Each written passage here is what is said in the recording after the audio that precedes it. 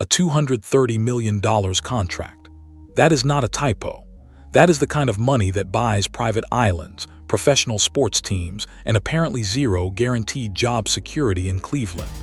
Because this week, Browns general manager Andrew Berry looked directly into a camera and told the entire football world that Deshaun Watson's record-breaking contract means absolutely nothing when it comes to deciding who starts under center this season. Nothing. Not a factor. Not even a consideration. Now, before you scroll past this thinking, it is just another talking head saying the right things in front of a microphone. Understand something. What Berry said next is what made every front office insider in the league do a double take. Before going further, if you're enjoying this video, don't forget to smash that subscribe button. It really helps us keep bringing you the content you love. Share this video with your friends so they don't miss out on all the drama and excitement. He brought up James Harrison by name and said, if NFL teams made decisions based on paychecks instead of production, one of the most dominant defensive players in league history would have never even gotten on the field. That is not a man dodging a question. That is a man planting a flag. And what happened in that Bears preseason game, combined with how Berry specifically described each quarterback afterward, tells you exactly where this thing is headed, even if nobody in that building is ready to say it publicly yet. Drop a football emoji right now if you think Cleveland is about to make the boldest quarterback decision of the entire offseason. And stick with me through every single section of this breakdown, because by the end, you are going to understand exactly why this is not just a competition anymore. This is a coronation in slow motion. Now, before we get into the narration, I need 2 seconds of your time. If this is your first time landing on Gridiron ground, you already know something brought you here for a reason. This channel breaks down the real stories behind the headlines. No spin, no agenda, just the tape and the truth. If that sounds like your kind of football content, all I am asking is tap subscribe and turn on notifications right now so you never miss a single update as this Browns quarterback saga reaches its breaking point. Now let us get into it. There is a reason Todd Monken is not your typical first-year head coach, and it showed this week in the most understated way possible. When reporters pressed him about the Buffalo Bills' preseason game plan, Monken did not dance around it. He did not give some vague non-answer about evaluating the situation and making adjustments on the fly. He laid out the entire blueprint like he was reading off a restaurant menu. Shedeur Sanders takes the first half. Deshaun Watson takes the third quarter. Dillon Gabriel takes the fourth. Done. No flexibility, no asterisks, no fine print. And here is the part that tells you everything about where Monken's head is really at. A reporter followed up with what seemed like a perfectly reasonable question. What if Shedeur goes absolutely nuclear in that first half against Buffalo? What if he throws 4 touchdowns and looks like the second coming of a franchise savior? Would Monken consider scrapping the plan and riding the hot hand? Monken basically laughed in the reporter's face. Not in a rude way, but in the way a man laughs when he already knows the answer and finds the question almost amusing. He said no. That is the plan, period.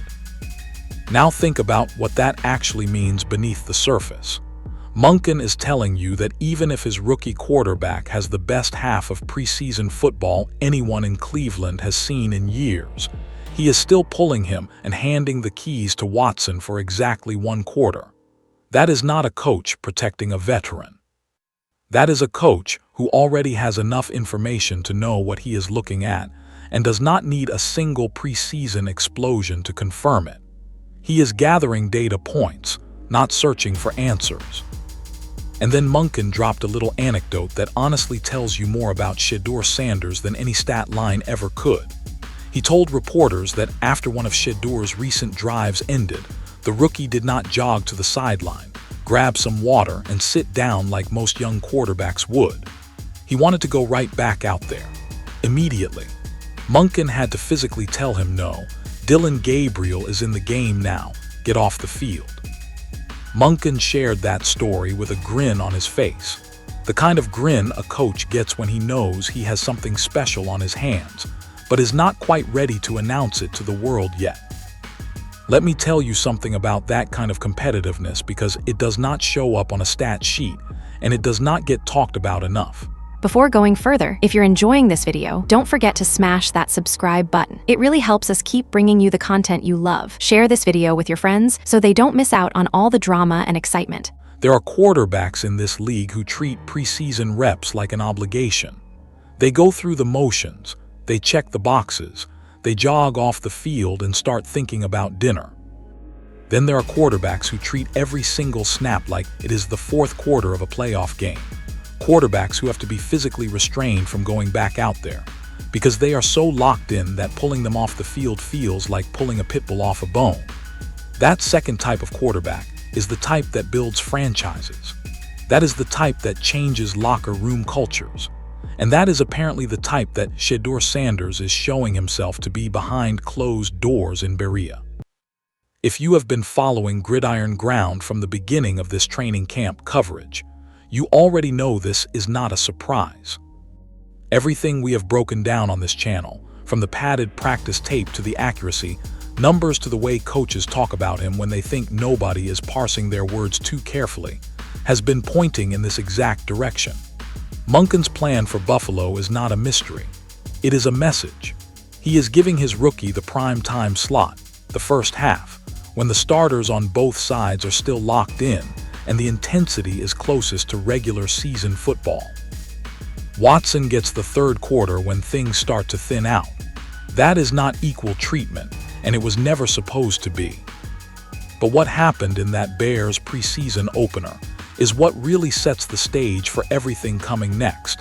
And trust me when I tell you, the box score from that game is hiding more than it is revealing.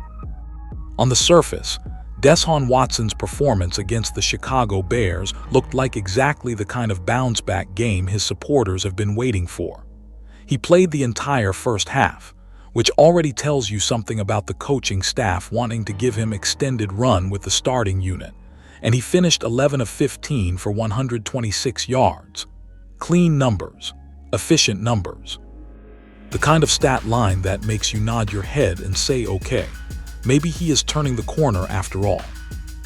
And to be completely honest, there were genuine moments in that first half where Watson looked like a quarterback who still belongs in this league.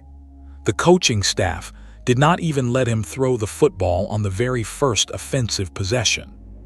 Todd Monken called 3 straight runs with Quinshon Judkins, almost like he wanted to ease Watson into the game slowly, let him feel the speed of live action again before putting the ball in his hands. That first drive stalled out without Watson ever attempting a pass, which honestly felt more like a calculated coaching decision than a commentary on Watson's readiness. But once Watson got rolling on the second drive, there were flashes of the quarterback Cleveland thought they were getting when they handed him that massive contract. He connected with Jerry Jeudy on a sharp 14-yard in-breaking route that required good timing and ball placement. He followed that up by finding rookie receiver Denzel Mims on a 15-yard completion on 3rd and 5, moving the chains and keeping the offense alive. Those are the kinds of plays that keep drives breathing, the intermediate throws that require a quarterback to read the defense, identify the right window, and deliver the ball with enough anticipation to beat the coverage. That particular drive only died because tight end Harold Fannin Jr. dropped what should have been a relatively easy conversion on 3rd down. And this is where being honest matters, because that drop was not on Watson. He put the ball where it needed to be. Fannin simply could not bring it in, and the drive ended because of a skill position player's mistake rather than a quarterback miscue. Credit where credit is due. Then came the sequence that Watson's camp will probably point to as the signature moment of his preseason opener. He led a genuine, sustained 10-play, 81-yard touchdown drive that showcased some of the offensive creativity Monkin has been installing since he took over the play-calling duties. Rookie running back Dylan Sampson sparked the drive with a massive 43-yard catch and run that showed off his explosive playmaking ability out of the backfield. And the drive finished with Casey Conception punching the ball into the end zone on a jet sweep from 14 yards out for the touchdown. That is a real drive. That is a real touchdown. And Watson was the quarterback running the show when it happened, distributing the ball, keeping the chains moving, and avoiding the kind of catastrophic mistakes that plagued his training camp sessions earlier this summer. If you are a Watson supporter, you are looking at that first half and feeling validated. You are looking at that stat line and saying the camp struggles were overblown, the rust is coming off, and the veteran deserves a legitimate shot at keeping his starting job. And if that is your take, it is not an unreasonable one based purely on what the numbers say happened in the first half against Chicago. Watson was efficient, he was relatively clean with the football, and he led a scoring drive that covered most of the field. On paper, that is a step forward from the ugly interceptions and misfires we broke down in previous Gridiron Ground episodes. But here is the thing about box scores. They are the highlight reel version of a football game. They show you the touchdowns and the completion percentage and the yardage total, and they quietly hide everything that went wrong in between those moments. And what went wrong in Watson's first half against the Bears is exactly what should concern every single person in that building who is trying to make an honest evaluation of this quarterback competition. Because the full picture looks very different from the clean version. Here is where the real evaluation starts, and this is exactly the kind of analysis that separates Gridiron Ground from every other channel that just reads you stat lines and calls it a breakdown. Because what happened between those completions and that touchdown drive tells a completely different story about where Deshaun Watson actually is as a quarterback right now. Watson got sacked once during that first half, which by itself is not the end of the world. Quarterbacks get sacked in football, it happens. But this sack came with a fumble attached to it, meaning Watson did not just go down, he lost the football. Ball security under pressure has been one of the persistent concerns with Watson dating back to his injury comeback, and seeing it show up again in a preseason game, where the intensity is supposed to be dialed back compared to regular season action, is not a great sign. When a quarterback fumbles under pressure in a game that does not count, it makes you wonder what happens when a Von Miller or a Myles Garrett type is coming at him full speed in a game that actually matters. Then there was the delay of game penalty, which might seem minor in isolation, but actually speaks to something deeper about Watson's command of the offense. Delay of game penalties happen for a few reasons. Either the quarterback is not getting the play call communicated fast enough, or he is not comfortable enough with the system to get everyone aligned and snap the ball before the clock expires, or the communication between the sideline and the quarterback is not crisp enough to function under normal game conditions. None of those explanations are good when you are talking about a veteran quarterback who has been in this system and should theoretically have the experience advantage over a rookie. And then there was the 4th and 2 situation where the Browns straight up lost the football. That is not a play you can dress up or explain away with context. 4th down is a money down. It is the kind of situation where execution has to be flawless because there is no margin for error, and Watson's unit could not get it done. On top of all that, the offensive line had its own issues that compounded Watson's night. Right tackle Jedrick Wills got flagged for a tripping penalty that backed the offense into a brutal 1st and 25 situation. Now, that specific penalty is on Wills, not on Watson. But it is worth noting because it shows you the environment Watson was operating in even with the starting offensive line around him. If the first-team line is committing tripping penalties and creating impossible down and distance situations in a preseason game, what does that look like when the games get real and defensive coordinators are scheming specifically to exploit those weaknesses? Now here is the part that people do not want to hear. But if you are rolling with Gridiron Ground, then you already know this channel does not tell you what sounds nice. It tells you what is real. A clean completion percentage against backup NFL talent in week 1 of preseason is not the same thing as proving you can be a franchise quarterback in meaningful games. The defenders Watson was throwing against in that Bears game are guys who might not even make a 53-man roster anywhere in the league. Some of them are fighting for practice squad spots. Some of them will be out of football entirely by September. That does not mean Watson's performance was worthless. It means it has to be weighted appropriately against the mountain of evidence that came before it. 6 interceptions in 4 days of training camp did not disappear because Watson completed 73% of his passes against Chicago's second and third stringers. Those interceptions still exist. Those accuracy concerns still exist. And one decent half of preseason football does not erase a body of work that has had the entire building quietly looking in a different direction. If you are new to Gridiron Ground, and this is the first time you are hearing this level of honest analysis about the Browns' quarterback situation, do yourself a favor and subscribe right now. This is the kind of breakdown you are not getting anywhere else, and as this competition heats up heading into the Buffalo game, you are going to want to be here for every single update. Now let me tell you what happened when the rookie stepped on that field, because this is where the story takes a very interesting turn.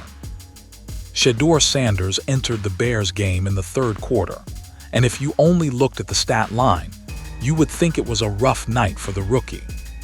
6 completions on 11 attempts, 79 yards, 1 interception, a botched quarterback center exchange, and a couple of passes batted down at the line of scrimmage. That is the kind of box score that makes casual fans shrug their shoulders and say the kid is not ready yet. But here is what the box score does not tell you, and this is the part that matters more than any number on a stat sheet. Shedeur Sanders was not playing with the same supporting cast Watson had in the first half, not even close. Watson got the starting offensive line, the starting receivers, the starting tight ends, the entire first-team operation that has been building chemistry together since organized team activities back in the spring. Sanders got the backups, the third stringers, the fourth stringers. Guys who are fighting and clawing just to make the bottom of the roster. Guys who might be bagging groceries by October if things do not break their way. That distinction matters enormously when you are trying to honestly evaluate 2 quarterbacks who played in the same game, but under completely different conditions.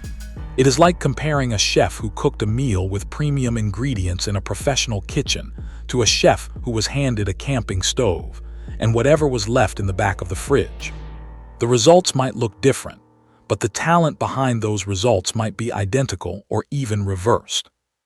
And even working with those backups, even in that difficult environment with less talent around him, Shedeur Sanders still showed you flashes of something that you simply cannot teach. On a third down play where the Bears dialed up a full blitz, Sanders did not panic.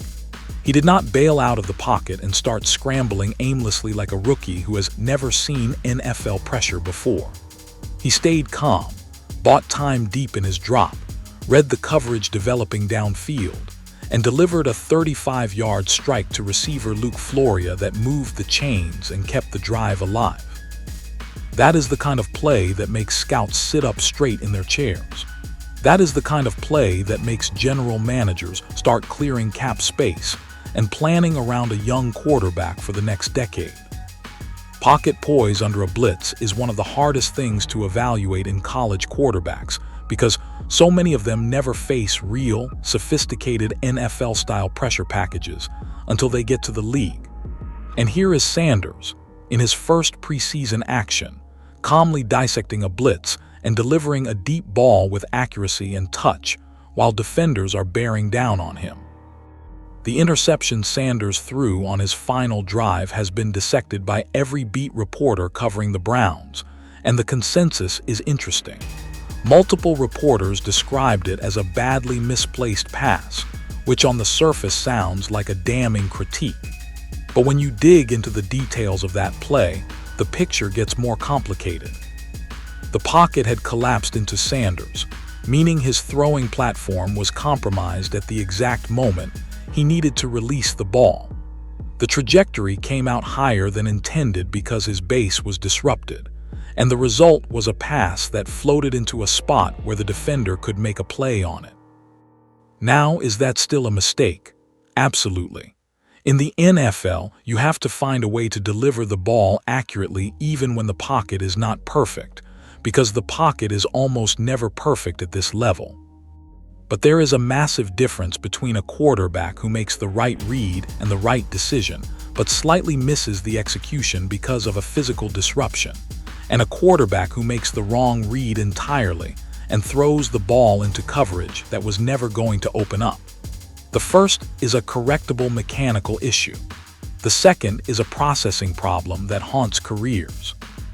What happened next, in Andrew Berry's office and in front of those cameras, is what made this entire week feel like a turning point in this competition. And once you hear exactly how Berry talked about these two quarterbacks, you will understand why everything is pointing in one direction. General managers in the NFL are trained to say nothing. They spend their entire careers learning how to answer questions without actually answering them, how to compliment every player on the roster without tipping their hand, how to navigate press conferences like a politician at a debate. They speak in corporate generalities and rehearse non-answers designed to keep the media guessing and the locker room stable. Andrew Berry threw all of that out the window this week. When a reporter asked him directly, on camera, whether the $230 million fully guaranteed contract Cleveland gave Deshaun Watson creates internal pressure to start him regardless of how the competition plays out, Berry did not blink. He did not pause. He did not reach for some carefully rehearsed diplomatic response about evaluating all options and making the best decision for the football team. He looked that reporter in the eye and said the money does not matter. It has never mattered. And if NFL teams operated based on who was getting paid the most instead of who was actually producing on the field, legendary careers like James Harrison's would have never happened. Let that sink in for a second. The general manager of the Cleveland Browns just publicly compared the concept of starting Watson because of his contract to the hypothetical scenario of cutting James Harrison before he ever became James Harrison, simply because some other player on the roster was making more money. That is not a throwaway comment. That is a philosophy statement. That is a man telling you exactly how his brain works when it comes to roster decisions. And he is doing it knowing full well that every single person listening understands the Watson contract is the elephant in the room. Now, is there a cynical way to read this? Of course there is. Front offices say things publicly all the time that do not match what is happening behind closed doors. Every general manager in the history of professional sports has stood at a podium and said the right thing while secretly doing the exact opposite. So yes, it is fair to maintain some level of skepticism about whether Berry's words will actually match his actions when the regular season roster decision comes down. But here is why this particular comment feels different from the standard PR playbook. Berry did not have to bring up James Harrison. He did not have to use a specific, concrete example that paints such a vivid picture of what happens when teams let financial considerations override talent evaluation. He could have given a generic answer about weighing all factors and making the best football decision. Instead, he chose to make a strong, memorable, quotable statement that essentially dares anyone to accuse him of letting the contract dictate the depth chart. That is a man who is preparing the fanbase for something. Whether he realizes he is telegraphing it or not, that is the kind of public statement a general manager makes when he knows a potentially unpopular decision is coming, and he wants to establish the philosophical framework for it before the backlash arrives. Every Browns fan who has spent the last 2 years convinced that Watson's contract makes him untouchable, that no matter how badly he plays or how brightly the rookie shines, the money will always keep Watson in the starting lineup, needs to go back and watch Berry's full answer one more time. Because the man who actually controls the roster just told you in plain English that the money is not going to save anyone's job in his building. But if you think that quote was the most revealing thing Barry said this week, you have not heard how he specifically described each quarterback's performance yet. Because the language he used, the specific words he chose, tells you more about where this competition is headed than any stat line or depth chart ever could. And it is not even subtle once you know what to listen for. Before going further, if you're enjoying this video, don't forget to smash that subscribe button. It really helps us keep bringing you the content you love. Share this video with your friends so they don't miss out on all the drama and excitement. Words matter, especially when those words are coming from the most powerful decision maker in an NFL franchise, a man who chooses every syllable carefully because he knows the entire football world is parsing his statements for clues. And the way Andrew Barry talked about Deshaun Watson versus the way he talked about Shedeur Sanders this week was not just different. It was revealing in a way that should make every single Browns fan pay very close attention. When Barry discussed Watson's performance against the Bears, he used words and phrases that landed squarely in the category of professional respect. He praised Watson's hard work over the past year. He credited him for navigating the pocket well. He called him accurate. He highlighted a specific play where Watson turned what should have been a negative outcome into a short gain by using his legs to escape pressure instead of taking a devastating sack. All of that is legitimate praise. All of it is fair, and none of it is the kind of language you use when you are describing a franchise quarterback who you believe is the long-term answer for your organization. That is the language of a boss writing a solid performance review for a dependable employee. Good effort. Improvement noted. Keep up the hard work. It is respectful, measured, and completely devoid of excitement. Now listen to how Barry talked about Shedeur Sanders. He said the organization continues to see major growth in Sanders' game. He specifically cited improvements in processing speed, meaning Sanders is reading NFL defenses faster and making quicker decisions with each passing week. He said Sanders has a naturally special touch on the deep ball.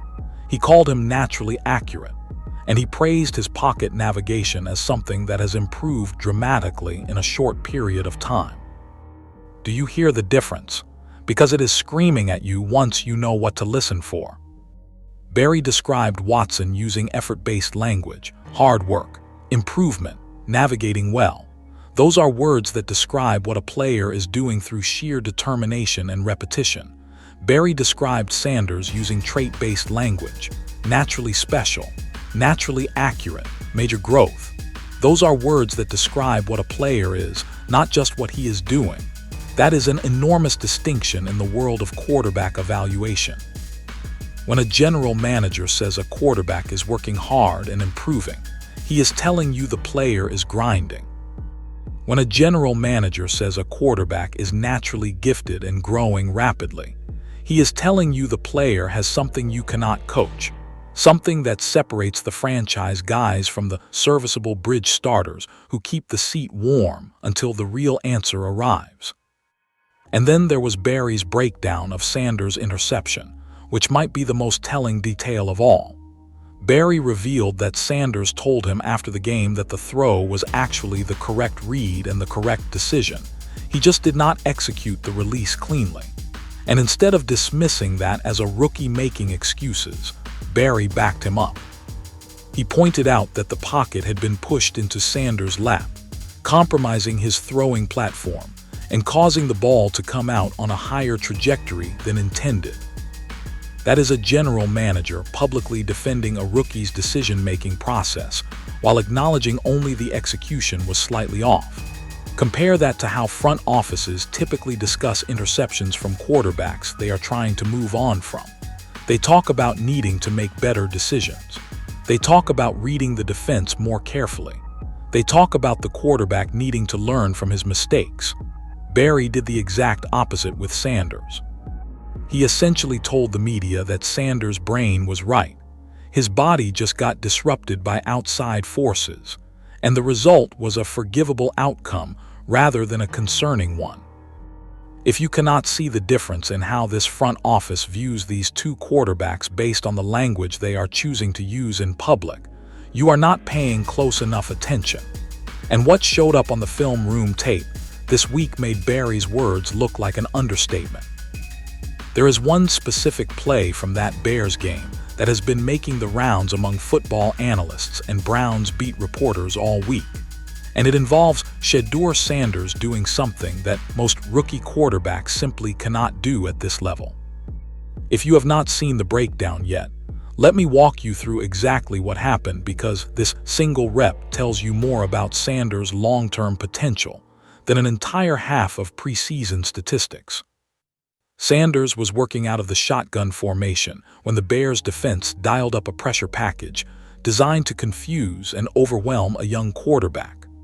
Linebacker Easton Mascarna-Arnold was involved in a twist stunt, meaning he initially showed one rush lane before looping around to attack from a different angle, while defensive lineman Isaiah McGuire did something unusual. Instead of rushing the passer, McGuire dropped into coverage roughly 30 yards downfield, essentially becoming a makeshift defensive back in a zone that Sanders was expected to target. Now, if you are a rookie quarterback and you see a defensive lineman dropping into coverage in a spot where you expected to throw the ball, your brain has to process several things simultaneously. You have to recognize that the coverage has changed from what you read before the snap. You have to identify where the new throwing window has opened up because of the defensive adjustment. You have to account for the pressure that is still coming from the twist stunt.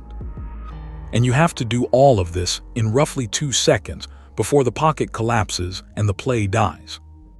Sanders did all of it. He recognized the entire scheme, stayed patient in the pocket while the pressure developed around him, identified his target downfield, and delivered what reporters flat out called a perfect throw. The ball traveled over 30 yards in the air and landed in a spot where only his own receiver could possibly make a play on it. Even though the catch was not completed because of tight coverage from the defender, multiple neutral analysts praised the ball placement specifically, saying Sanders put the ball in the one spot on the field where an incompletion was the worst possible outcome rather than an interception. And if you have been following Gridiron Ground for any length of time, you know why that distinction matters so much. There is a concept in quarterback evaluation that separates the elite from the average, and it comes down to what happens on contested throws. Some quarterbacks throw what scouts call hospital balls, passes that hang in the air long enough for both the receiver and the defender to have an equal shot at catching them. Those are the throws that lead to interceptions, to big hits on defenseless receivers, and to turnovers that swing games in the wrong direction. Then there are quarterbacks who have the touch and the placement to throw contested balls where only their own receiver has a realistic chance of coming down with the football. Even when those throws go incomplete, they are safe incompletions, plays where the worst-case scenario is an incomplete pass rather than a turnover. Sanders showed that exact trait on this play, on tape, confirmed by neutral analysts who have no rooting interest in the outcome of this quarterback competition. That is not hype. That is not fan speculation. That is football evaluation from people whose entire job is identifying which quarterbacks have franchise-level traits and which ones do not. If you are rolling with Gridiron Ground and this is the kind of detailed film analysis you want every single week as this quarterback battle heats up, make sure you are subscribed right now. The Buffalo Bills game is coming fast, and the tape from that matchup is going to be the most important film we have broken down all offseason. You do not want to miss that breakdown. Now let me tell you about the weapons surrounding whoever wins this job, because the supporting cast in Cleveland might be the most underrated storyline of this entire training camp. Regardless of which quarterback ultimately wins this competition, the man who takes the field as Cleveland's starter in Week 1 is inheriting an offensive arsenal that looks fundamentally different from what Browns quarterbacks have been working with in recent years. And that matters more than people are giving it credit for right now. Casey Conception has been an absolute revelation through the first stretch of preseason action. The rookie has not just shown up as a receiver, he has shown up as a game changer in multiple phases. His punt return skills have popped off the screen, creating the kind of field position advantages that make offensive coordinators' jobs significantly easier. He has shown reliable hands in the passing game, with multiple nice receptions against Chicago. And that 14-yard jet sweep touchdown against the Bears showcased a level of speed and decisiveness with the ball in his hands that makes him a legitimate weapon in Monkin's scheme. When you have a player who can beat you as a returner, as a receiver, and as a jet motion threat on designed runs, you have a player who forces defensive coordinators to account for him on every single snap, which opens up opportunities for everyone else on the offense. Dylan Sampson continues to establish himself as one of the most intriguing young weapons on this roster. That 43-yard catch and run during Watson's touchdown drive was not a fluke. Reports out of training camp have consistently praised Sampson's hands, his ability to create explosive plays after the catch, and his versatility as both a runner between the tackles and a legitimate receiving threat out of the backfield. In today's NFL, where running backs who can catch the ball out of the backfield are worth their weight in gold, Sampson is shaping up to be exactly the kind of dual-threat weapon that makes Monkin's offense hum at its highest level. Even Harold Fannin Jr., despite the frustrating drop that killed a Watson drive against the Bears, remains a clearly talented young tight end who is going to make plenty of impact plays as the season progresses. Drops happen, especially early in a career when the speed of the NFL game is still an adjustment. But the physical tools, the route running ability, and the catch radius that made Fannin a priority for this front office are all still very much present. One bad play in a preseason game does not define a player's trajectory, and Fannin has shown enough in practice and in camp to suggest the splash plays are coming. And there is one more element of this story that deserves genuine acknowledgement before we move toward the conclusion, because this channel has never been about tearing anyone down for entertainment value. Todd Monken himself got visibly emotional this week when talking about Deshaun Watson's journey back to the football field. He called it awesome to watch. He said he understands all the frustration from fans, and even from Watson himself about how the last 2 years have gone. But for Watson to come back from 2 ruptured Achilles tendons, to work his way back to a point where he is genuinely competing for an NFL starting job again, Monkin called that an unbelievable credit to the man. Monkin specifically said Watson looked like he was having fun out there, and that watching him function at a high level again was, in his own words, so cool. That is the human side of professional football that gets lost sometimes in the rush to debate depth charts and analyze stat lines. Coming back from one Achilles tear is a monumental achievement for any professional athlete. Coming back from 2 is the kind of thing that would make most people retire and walk away from the game entirely. Watson did not do that. He put in the work, he endured the rehab, and he got himself back onto a football field competing at a level that at least warranted a legitimate discussion about his future. That deserves respect, and this channel has always been about giving respect where it is earned while simultaneously being honest about what the tape shows. Both things can be true at the same time.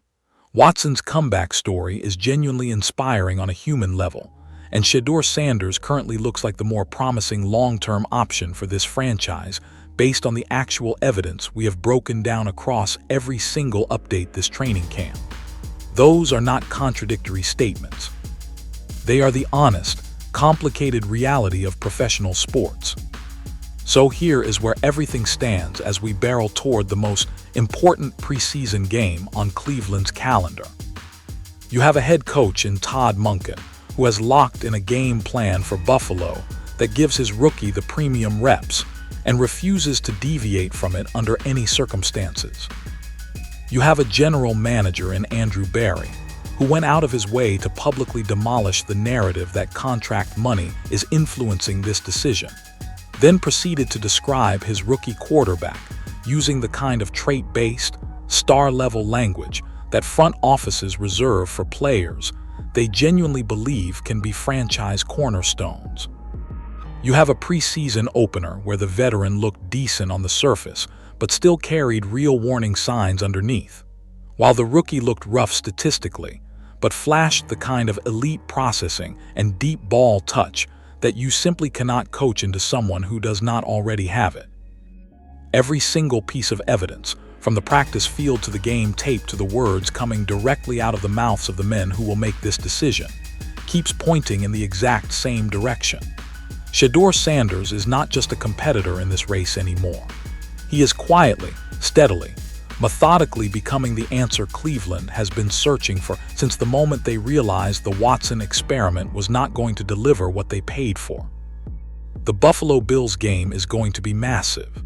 Drop your prediction right now in the comments.